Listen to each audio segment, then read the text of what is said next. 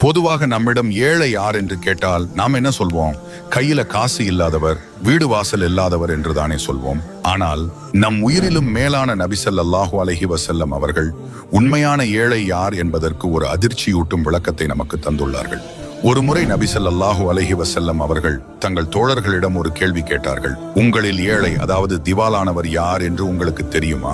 அதற்கு சஹாபாக்கள் சொன்னார்கள், அல்லாஹ்வின் தூதரே, எங்களில் எவரிடம் வெள்ளிக்காசோ இதர வாழ்க்கை வசதிகளோ இல்லையோ அவர்தான் எங்களை பொறுத்தவரை ஏழை என்று கூறினார்கள். இன்று நாமும் அப்படித்தானே நினைக்கிறோம்.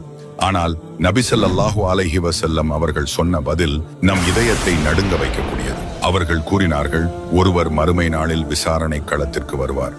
அவர் உலகத்தில் நிறைய தொழுதிருப்பார், நோன்பு நோற்றி இருப்பார், ஜகாத் கொடுத்திருப்பார், இப்படி மலை போல நன்மைகளை சுமந்து கொண்டு வருவார். ஆனால் அதே நபர் உலகத்தில் வாழும்போது ஒருவரை திட்டியிருப்பார், இன்னொருவர் மீது அவதூறு